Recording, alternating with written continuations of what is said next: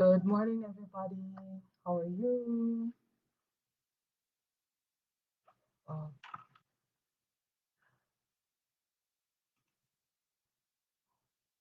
oh, great.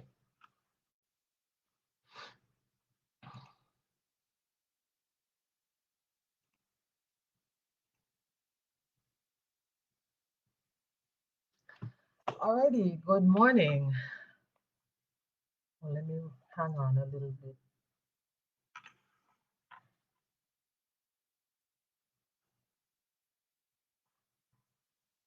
Mm, Yeah, that's much better. Much better.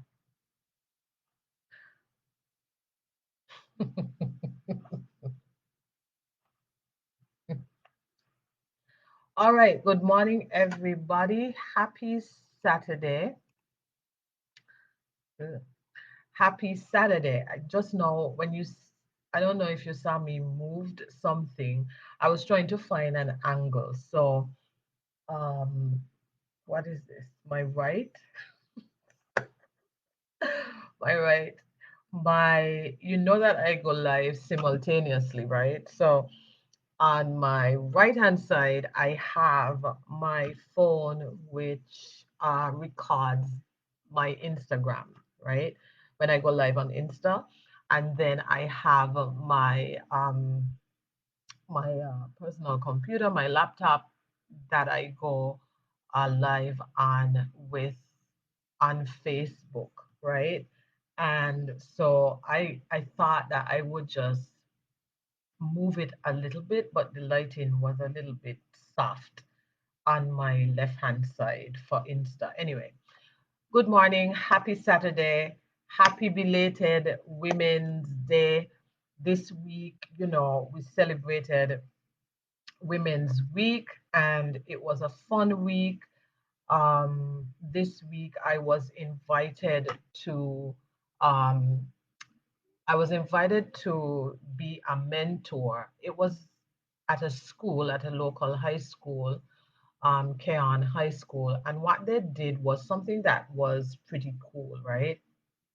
So what they did was they invited a group of women, and they had the students, and for 5 minutes they sat with like different women and asked us any questions, and it was totally cool. I'd never seen anything like that.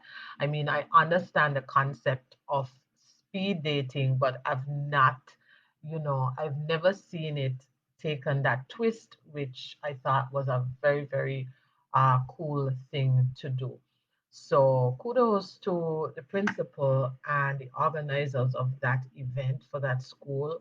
And I was really happy that they invited me and I got to share with the students. And so in line with the theme of International Women's Day, I wanted to speak to you this week. My entire content this week was really geared towards women and men. Of course, you can gain something from it, but my entire content this week on the People's Brand was really geared towards uplifting and inspiring and really asking women thought provoking questions, right? And when you ask questions and when you ask the right questions, you stimulate the thought, you stimulate ideas, you stimulate change. Questions are a tool and they are seeds for changing. So you have to learn to ask the right questions, and it takes practice, it takes time. All right. But always try to ask, you know, questions that lead to more thought or more conversation. But they say open ended questions, right? So for those of you who don't know who I am, for those of you who don't know who I am, my name is Waveney, and I am a leadership coach. I help new managers develop leadership influence by mastering their relationships at work and leveraging their communication skills. Um, so yeah. Anyway, I'm looking at my the way the lighting is, You know me, I'm a lighting, right? Anyway, done is better than perfect. So today I want to speak to you about finding your voice, finding your voice. And if you, at the end of this live stream, share it with a female coworker, share it with a friend, share it with a cousin, someone who may need to hear it. And International Women's Day, I think the origin is in Europe. Like it's really a huge thing in Europe, and it stemmed from there. I don't have all the facts around it, so don't judge me. But I will say to you, the general theme of International Women's Day and Women's History Month, which March is celebrated as that, is really to, well, this year's theme is to bring awareness and to facilitate change in the way women are treated in not only society but in the workplaces. And in the workplaces, because you still have countries where uh, places where women are being underpaid. They're not being paid the same as men. They're doing the same job as a man, very same job, maybe even more experience, but they are being marginalized. They're not being treated, valued well, right? And it's all about, stereotyping, the stereotyping that we have when it comes to women. Like women are only supposed to do certain jobs, or even when you make certain comments like, how did she get that job? How did she get that? Did she sleep with someone for it? To get it? How did she, you're questioning, which is why when I kicked off, if you go back to Monday's post, we can't preach about International Women's Day and women's rights and a gender-free world, not gender-free, but and breaking the bias and all that other stuff that sounds really good. It sounds really good, but we can't have all that if we are perpetuating the same thing to women that work for us, women that are under our charge, women that are close to us, women that we have an opportunity to mentor. We could talk all these things, but okay, you're saying it, but are you living it? Are you doing it? Right? And also, part of bringing awareness and speaking up about when you see bias, right? And when you see things that are going wrong, or that are not being paid well, or something is happening to another female colleague, part of it is finding your voice. And I've learned that a lot of us, we don't know how to speak, to communicate well. We can't speak up for whatever reason. And so today I want to talk to you about what happens when you don't use your voice and what happens, why you may have difficulty speaking up. But speaking up is necessary for change. You have to open your mouth and you have to speak. You have to use your voice, right? You have to open that throat chakra and speak, right? For those of you who are into chakras. But I want to talk about that. No change can occur. Our world will never change. We could talk about Women's Day all we want until we're sick in the face. But unless you are an agent of change, unless you start by using your voice, it's not going to work. So let's explore that for a little bit. Um, so let's talk about, um, I think I want to talk about what happens when you don't use your voice, and then we'll go to the why it happens. So what happens when you see things and that you don't speak up or say anything? So the first thing is it leads to stress and frustration, because you really want to, you are in conflict with whatever that thing is. You don't like it, you don't appreciate it, but you don't want to speak. You want to drink water and mind your business, right? I love this song, but yeah, that's some of you. Okay, you want to drink water and mind your business, but it leads to more stress and frustration. Whenever we're in conflict and we keep things in and we hold things in, um, it leads to stress and frustration. Now, there's some people who will tell you, like we have a saying in our country, I'm not a fridge, I'm not a cupboard, I'm not going to hold things in, right? There's a time and a place for everything, and there is a way in which to communicate your dislikes or what you deem to be an issue. And as an influential leader, if you're going to be coming to someone with an issue, a challenge, a problem, then you should be also coming with, well, here's what I think we can do to fix it. All right. Otherwise, it'll just sound like a complaint. And people don't like complainers. People don't like whiners, right? There's some people, they're very good at highlighting what is wrong. And they mean it with the best intention, but that's not the right way. What can we do to fix it? Right? What can we do to fix it? And so when you don't speak up and out, when you don't use your voice, it leads to more stress and frustration in whatever that thing is. The second thing that happens is that you lose respect, right? People lose respect for you, especially if you are a leader and there are things that may be going on and you're not saying anything. You want to, sweep it under the rug. You don't want to, deal with it. You lose respect from your team.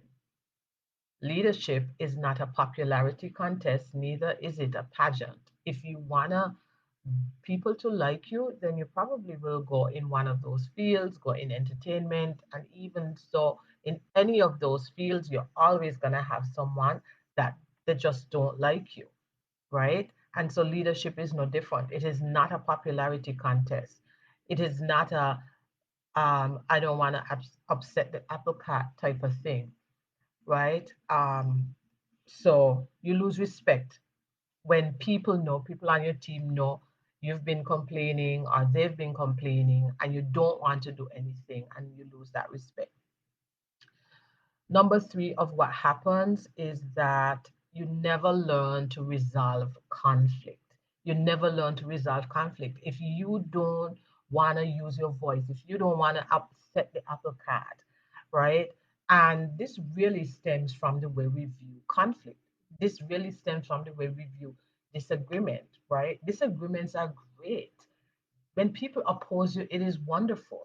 We have to shift the way we think about that. In my communicator influence coaching program, module 5, we spent our entire module dealing with conflict and giving you the tools that you can use to manage conflict, because where there's people, there must be conflict. There will be conflict. There will be opposing views. And so you never really learn to resolve conflict if um, you don't speak up, if you don't use your voice, because it's not all the time that people are going to agree with you. And so you have to kind of learn how to manage that. How are you going to deal with that?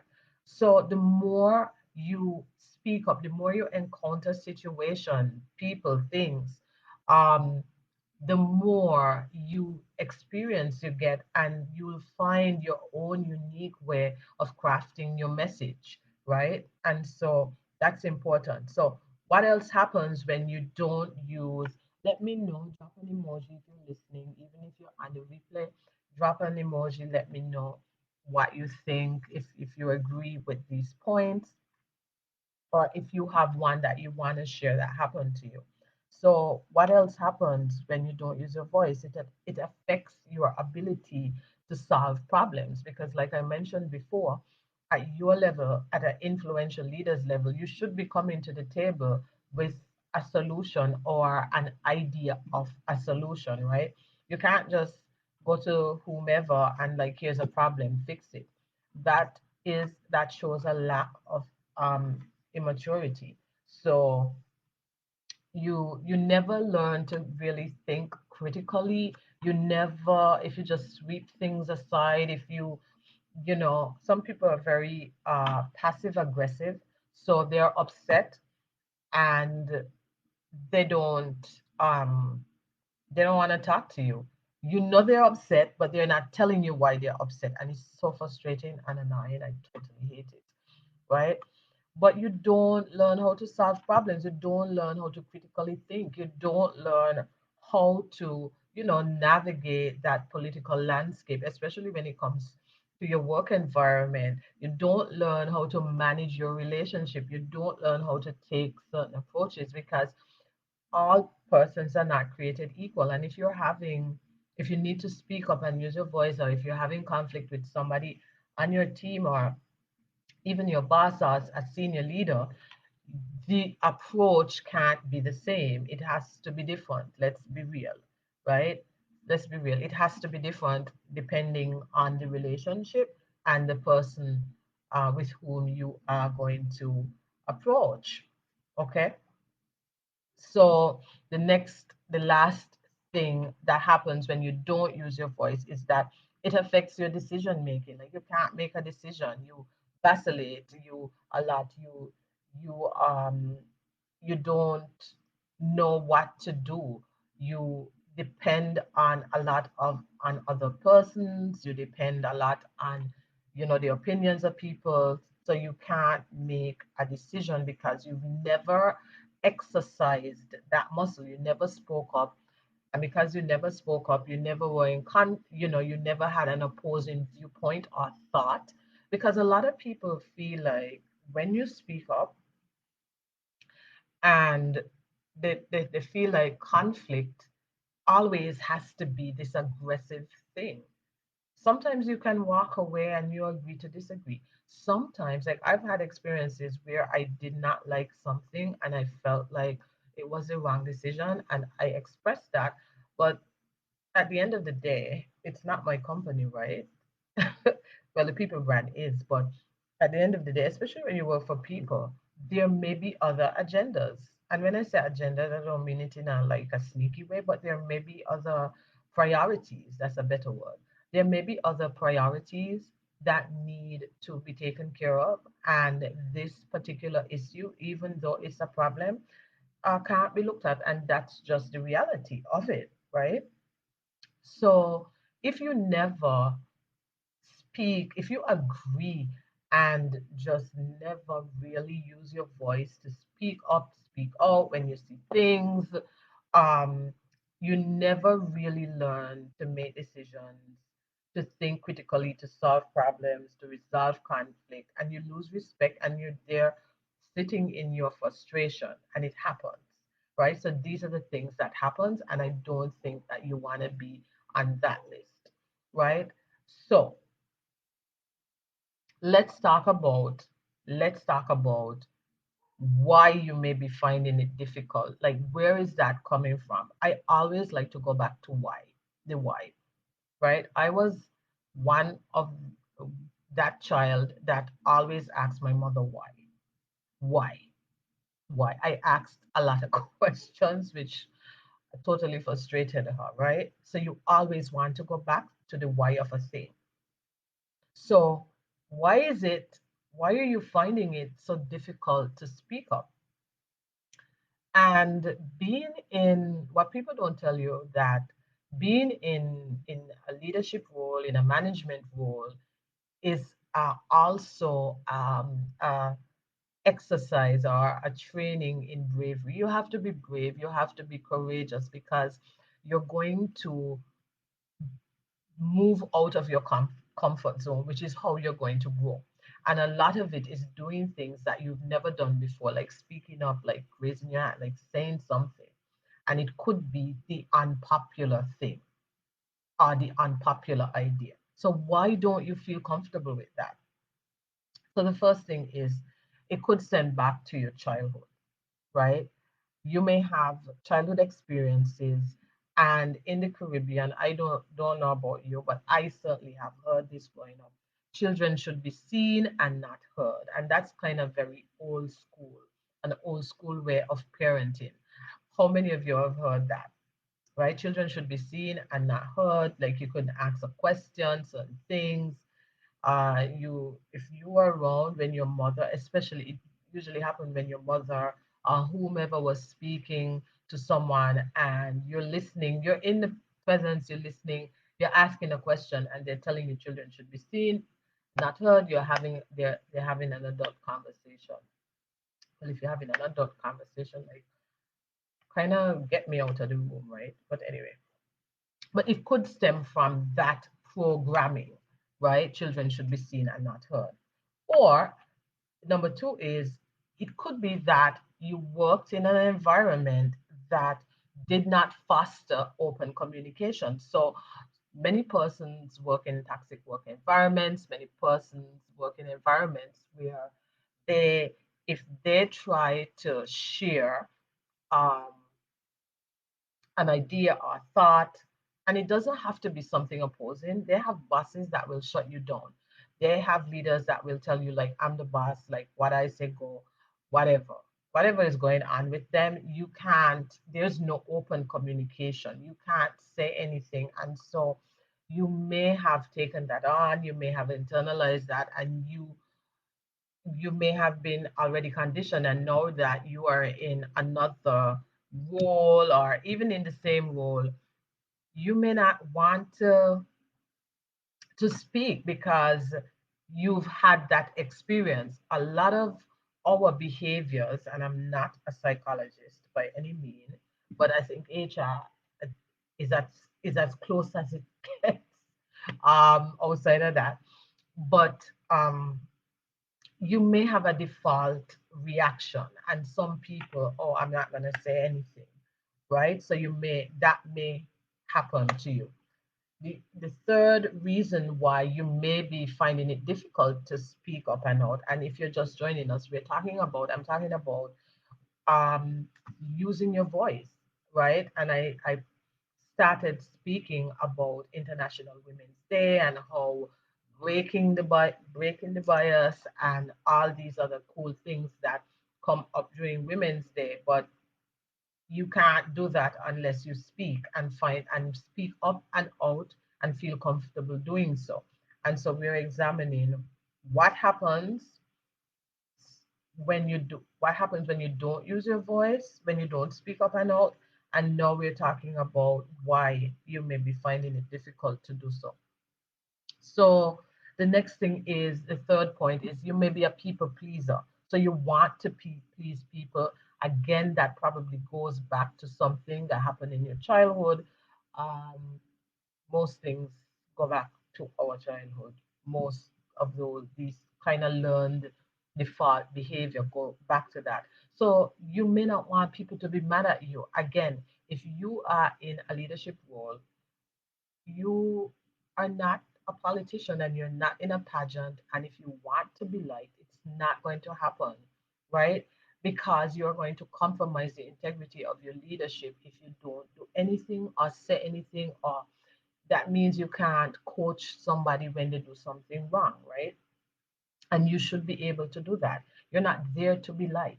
You're there to be respected. If people like you, great. It's an add-on, it's a cherry on top, right? But you are there for another reason, right? And it can't be that you want to, like, you just want that. People will get over themselves. They will get over themselves. And if you treat them with respect and kindness and empathy, and if you know where they're coming from, very few people will not like you, right? They will not. Probably the people who don't do what they're supposed to do will not like you. All right. But your job is to focus on who likes you or not. So being a people pleaser, even in your personal life, is something that many people have to get over because they don't want people to be mad at them. And so you don't want to speak up because you don't want to be that person who raises the issue or have be different. You met the organization that way. You met everybody going along to get along, doing whatever. And so, but you know it's wrong. You know this is not the way, and you just sit there, right? Then have um, how can we really effect change if we just sit there and do nothing, or sit there and don't speak, right? It starts with us, and it starts with us dealing with our own issues, fixing those things, right? So the fourth reason why you may be finding it difficult to speak is that you choose being popular over doing the right thing, right? Being popular is important to you. You being in this leadership role is just like this is your dream, and now you're a manager, and it's that is driven by ego. A lot of that is just your ego, right? People respond when you speak. People like they know you're the manager. You use your position to get what you want, to get the results. But are you really getting where you need to go? Are you really going your career? You're not, right? So never, always do the right thing, always act with integrity, always be in alignment with an influential leader. The popularity will come. And the popularity, here's how the popularity comes. The popularity comes because how you take care of your people, how you serve your people, they will speak about it. They will speak about it. Trust me. People speak about great leaders as much as they speak about bad leaders. Okay? People speak about great leaders as much as they speak about bad leaders. So you don't have to worry about popular. This is not a popularity contest. You're here to serve. You're here to be a resource, a support, a guiding system to hold people accountable, right? To the mission and the vision of what you are about. That is your job. That is your role. Okay, nothing else. And then lastly, why you may be finding it difficult to speak up is that you're no longer engaged. You don't care. Like you're so over that place. Like you are working in that environment. You're sick of everybody there. Maybe it's a toxic work environment. You're on your way out and you are done, right? And so you don't care, and it's like whatever. And I want to caution you on that. If you are working in an organization and you're on your way out and you're so over them, just really look at the situation. Don't use you being on your way out as a reason to slack off. No, it may not be worth you getting involved emotionally or investing your energy into certain things that's going on because you're leaving, right? But you want to leave a legacy. You want when people that you've left, that your team sees that integrity and authenticity down to the very end. So I just want to caution you about that.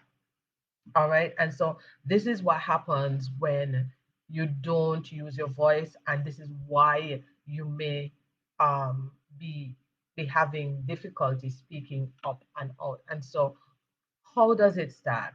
Well, like I mentioned before, I'm not a therapist, but for those things like people pleasing and those types of issues, it starts simply with setting boundaries. And for some of you, you may need to talk to someone who's a professional at it, but it starts by setting boundaries. You have to take care of you, and it starts there.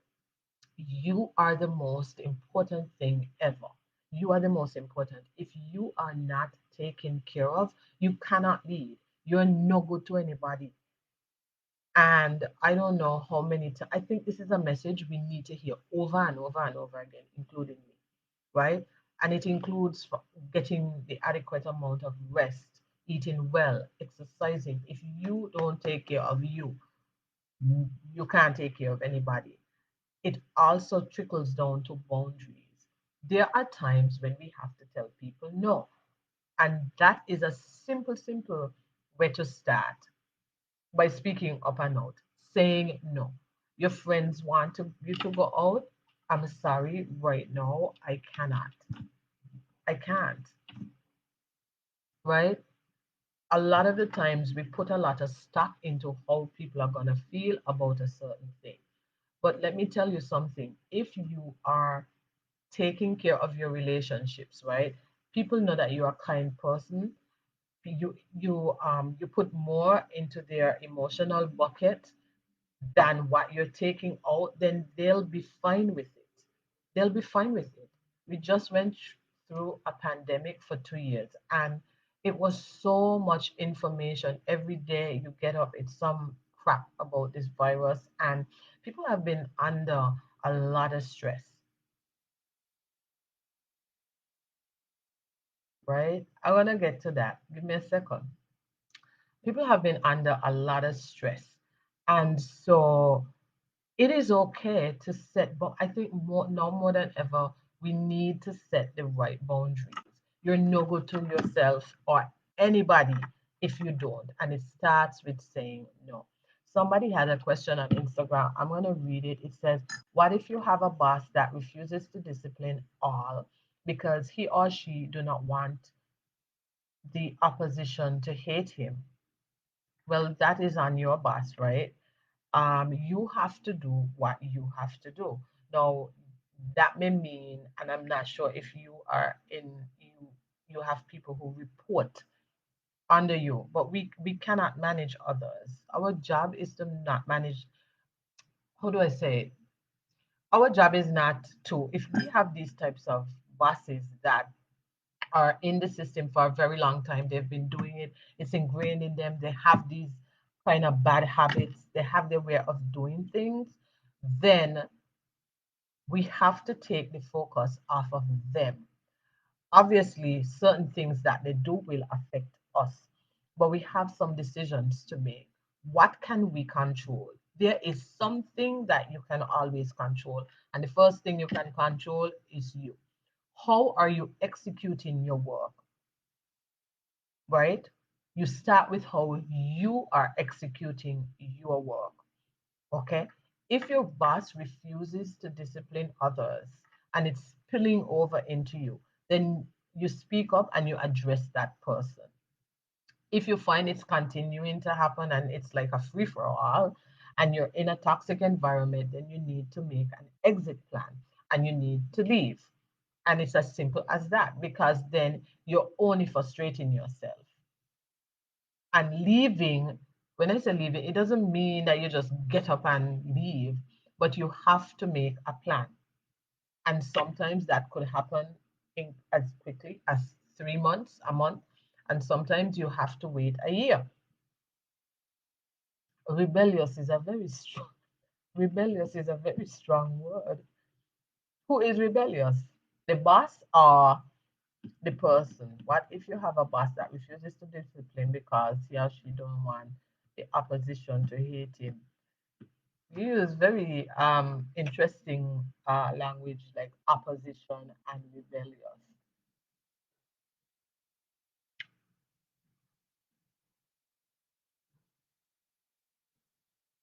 What if you have a boss that refuses to discipline? Okay, so the person is very rebellious and your boss don't want to be in opposition, then I don't know what your boss issue is, but how does this play into you? Like, how does this affect you? Are you managing that person, or are you on the same team with that person? Are you in conflict with that person? I guess I would need to ask more questions. And you could always DM me so I can give you an appropriate response. Because right now I'm generalizing without having context of the situation. But um, I just want to say that we can't control others. We can't manage other people's feelings or whatever. When we are in, and if you're not a leader, if you are not the leader, or if you are, and there are environments where people are allowed to do what they want, we have to speak up, we have to address it. If it's not being addressed, then we really need to have a conversation with our leaders and talk about the way that we are not feeling supported, and support how they could support us more. And if we're not getting that, then we need to leave. It like You need to leave because then the integrity of your leadership is just being undermined. Let me see what this person said. Managing the person. What if a pastor refuses to? I don't know. Speak. Um, you're tying me up here in my thoughts. I'm confused. Right over the question in a more clear way.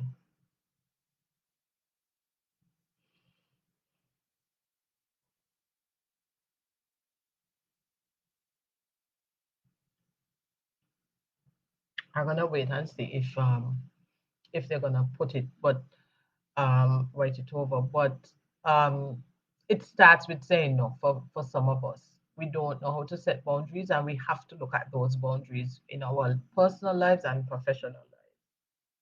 We can't be afraid of not being liked. People will, like I said, people will get over themselves. Okay, people will get over themselves. Um, but it starts by saying no. It starts by saying no. I think I have a post on Thursday. If you go back to Thursday's post about something about mindset, um, but something as simple as another coworker asking you, "Hey, can you help me with this?" or "Can you stay back?" and you can't. Maybe you're tired, right? Maybe you just don't want to, and there's nothing wrong with that, right? And you say, "I'm sorry, I'm unable to." And it's all, again, too, the other thing is it's all in the language that we use, right? But it's a muscle. It's a muscle. Speaking up is a muscle that we must exercise. Do you think that I always was this way? No, right? So I understand that like these types of things can be very difficult, especially if you are a person that, you know, you don't speak up or stuff like that. It's a muscle. It's a muscle that you have to. We're not born, or a lot of us are not raised in families that encourages us to speak up, right? And let our voice be heard and stuff like that. And so you have to kind of work on that. Okay. So I'm getting this now. Your manager is in a leadership role. There are incidents that would happen whereas you would inform the manager or have a meeting with the manager about the situation and the individual and he refuses. Okay. So if they refuse, then two things.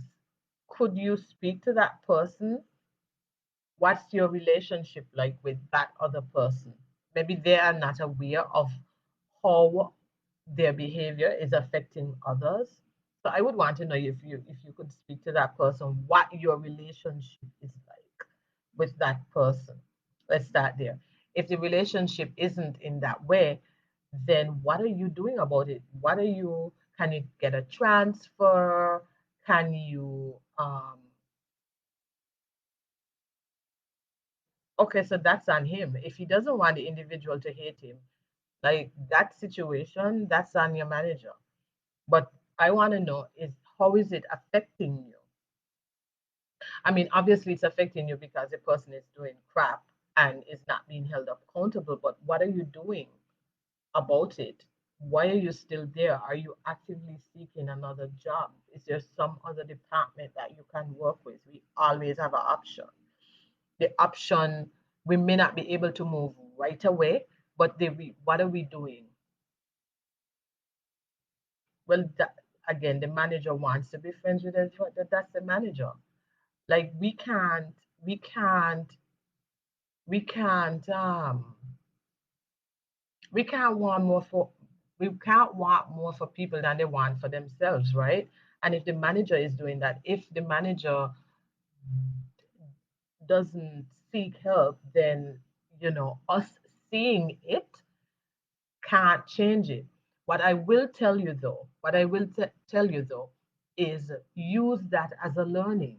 Use those opportunities. So I've been in situations where I want to leave a job and I can't leave the job because there wasn't, you know, there wasn't a job to go to. And so what I had to do is reframe my mind and my attitude. I had to say, okay, how can I use this as a learning opportunity? And I started to look at the situation in a different way. What can I learn from it? And so, if you're in a job, if you're on a team, and your boss refuses to discipline someone, right? Your boss refuses to discipline whatever, and they're running like a free fall and whatever. And of course, you're like, I'm busting my ass over here. I'm doing all I can. I can't, I don't like this. Then reframe the situation. What are your options? Can I leave? Can I transfer? Okay, I can't leave right now. How can I see this as a learning opportunity? If I were in his shoes, what were the steps I would take? How would that conversation go? Right? Because use it as a learning opportunity. When you can't leave your current job for whatever reason, the options are not there. What can you learn from staying where you are? And that's an option you have. You have to reframe it in your mind. Otherwise, you will be forever seeing all the issues. You will be forever seeing and just focusing on the negative. I think that's it. You'll be just focusing on what's wrong. Well, okay, I know that's wrong, but what could I do? Is there something I could do? Could I speak to the person? Could I make a suggestion? Could could I go and change and see how could I learn from this opportunity? What is there to learn? What other questions can I ask? You know, that is how you deal with those situations. I don't know if this has answered your question well without knowing all the details, but I hope this helps you much because it that's what I have done in the past, right? When I was in a job that I really didn't like and I wanted to leave and I couldn't leave, right? I reframed it. What could I learn? What can I do? What is going right? What is going right? How could I make I'm listening to the people's brand. What could I bring back? Do we have meetings? Maybe I'll share this with them in a sneaky sort of way. So it doesn't appear that I'm showing shade. If it's still, listen, you can't change people. If it's still the same, you can't change them. You can only change you. You could only change you. How can I learn from this experience? What has this experience taught me? Right? What is it teaching me? How could I manage around it? Can I go to my boss and say, is there something you want me to do? Can I help in any way? Hey, I listened to this resource and I thought, I don't know what the relationship is with your boss. So I'm just saying, but what can you do? What can you change? We can't change people, but what can we do? When you're in those situations, you have to flip it around because it's always you. You know that all this is going, you know, all this is wrong. You know, all this is a shit show. Like what they're doing is absolute crap. But what are you doing until you can leave?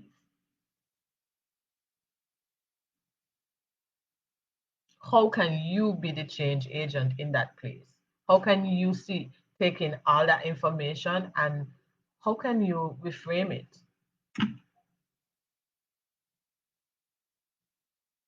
And do you have an exit plan? That you need to ask yourself that question. Do you have an exit plan? What's your plan? Right? So I really hope this helps. Um, I really hope this helps you. Let me know. You can DM me. It was a pleasure speaking to you. As always, thank you for your question and your contribution. Um, Tweedy, Tweedy Taj. Thank you so much, and I will speak to you on another wave.